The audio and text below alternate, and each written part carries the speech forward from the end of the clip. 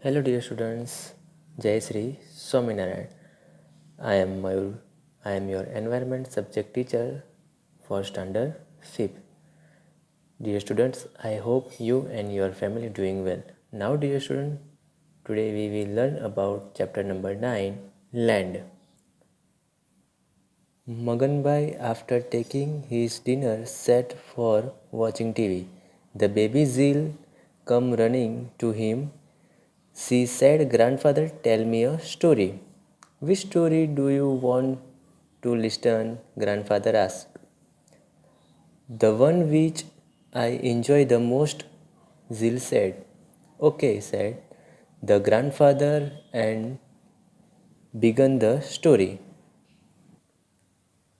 यहाँ पे एक ग्रैंडफादर है, उसका नाम मगन भाई है और उसकी ग्रैंड डॉटर है, उनका नाम जिल है। तो मगन भाई ने अपना डिनर कर लिया और वो रात्रि के समय टीवी देख रहे हैं। तभी उनकी डॉटर आती है और वो दौड़ते दौड़ते उनके पास आकर बोली कि दादा दादा मुझे एक स्टोरी सुननी है, मुझे एक स्टोरी सुनाइए। तभी ग्रैंडफादर ने उनकी डॉटर से पूछा कि तुमको कौन सी स्टोरी सुननी है। तो झील बोली, मुझे जो स्टोरी सबसे ज़्यादा अच्छी लगती है, जिस स्टोरी को सुनने मुझे बहुत इंजॉय मिलता है, वैसी स्टोरी मुझे आप सुनाओ।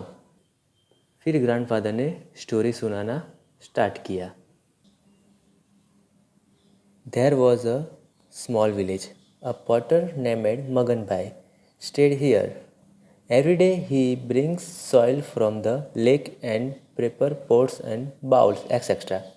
One day he prepared a small pot. He painted it colorful. The pot looked very beautiful. Now he kept the pot in his shop for sale. The next day, Rameshbhai was passing nearby his shop. He saw the pot and immediately purchased it. His daughter Bindya became extremely happy after seeing this small pot in Rameshbhai's hand. She says, Papa, I will fill water in this small pot. एक छोटा सा गांव था। उसमें मगन भाई नाम का पॉटर रहता था जो मिट्टी के बर्तन बनाता था। पॉटर यानी कि जो मिट्टी के बर्तन बनाता है उसे हम पॉटर बोलते हैं। मगन भाई रोज़ तालाब से मिट्टी लाता था और हर रोज़ नए नए बर्तन बनाता था। एक दिन क्या हुआ कि उसने एक बहुत ही बढ़िया यानी कि बहुत ही अच्छा एक पॉट बनाया छोटा सा, और उनको वो पेंट कर रहा था। और पेंट इतना ज़्यादा सुंदर दिखता था वो पॉट कि उसने उसे बेचने के लिए अपनी दुकान में रख दिया।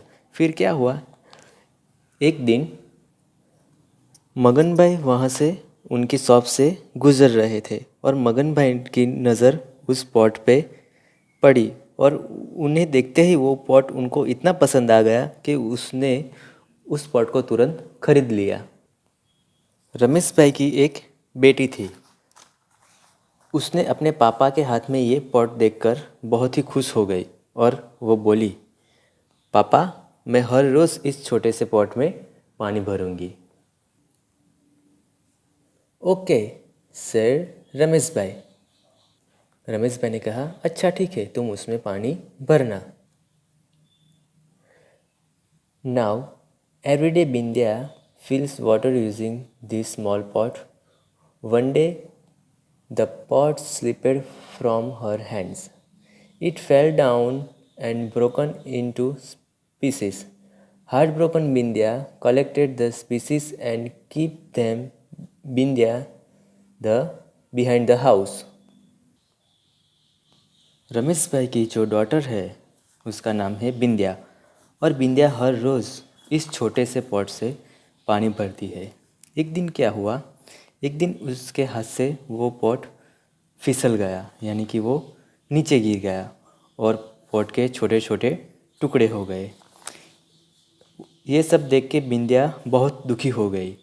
फिर बिंदिया ने क्या किया, वो छोटे छोटे जो टुकड़े पॉट के हो गए थे वो सारे उठा के अपने घर के पीछे रख दिया। The grandfather asked, now tell me dear, what would have happened to those pieces? Some girls like me must have used them for playing games, replied Zil. You are correct. These pieces are mixed again with the soil.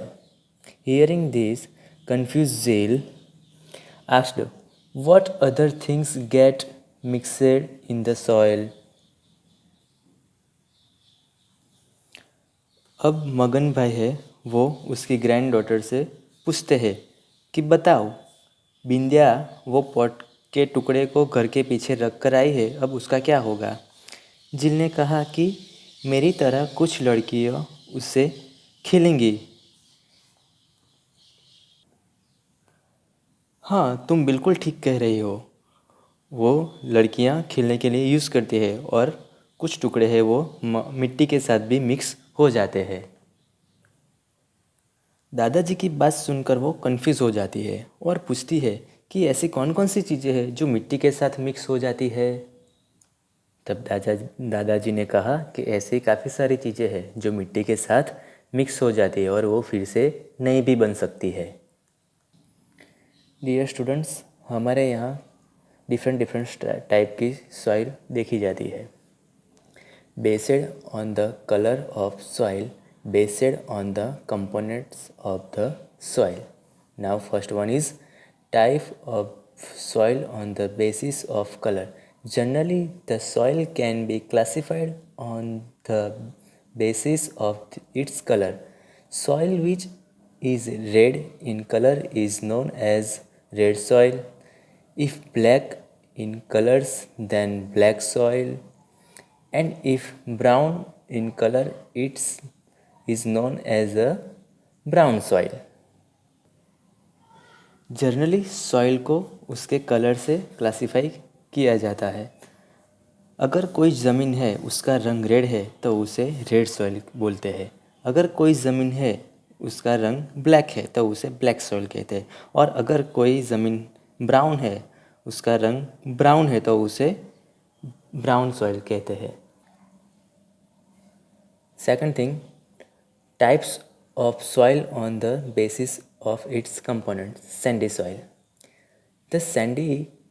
The soil having large amount of sand particles is known as sandy soil. The particles of such type of soil get separated easily. The soil dries soon after the rain. Sandy soil के नाम से ही मालूम होता है कि इसमें sand यानी कि रेती की मात्रा ज़्यादा होती है। जिसमें सैंड पार्टिकल्स ज़्यादा होंगे उसे सैंडी सॉइल कहते हैं। जिस सॉइल के पार्टिकल इजीली अलग हो जाता है और बारिश में कुछ देर बाद ये सूख भी जाती है तो उसे सैंडी सॉइल कहते हैं। Second, clayey soil. The soil having large amount of clay particle is known as clay soil. During rain, this soil become sticky and slippery. In dry season, the soil become very hard and cracks are developed. Clayey soil. जिस soil में clay की मात्रा ज़्यादा होती है उसे clayey soil कहते हैं। ये सॉइल बहुत ही स्टिकी होती है और बारिश की सीज़न में बारिश के बाद ये बहुत ज़्यादा स्टिकी और स्लिपरी हो जाती है। इस सॉइल पे चलते ही हम फिसल भी सकते हैं और जब ड्राई सीज़न होती है तब ये बहुत हार्ड हो जाती है और उसमें दरारें भी दिखाई देती है। Now third one is alluvial soil. The soil having large amount of organic matters is known as alluvial soil. Alluvial soil is fertile. जिस सॉइल में ऑर्गेनिक मैटर ज़्यादा होती है उस सॉइल को एल्यूवियल सॉइल कहते हैं और ये सॉइल सबसे ज़्यादा उपजाऊ होती है, यानी कि ये सॉइल फार्मिंग के लिए सबसे बेस्ट सॉइल होती है।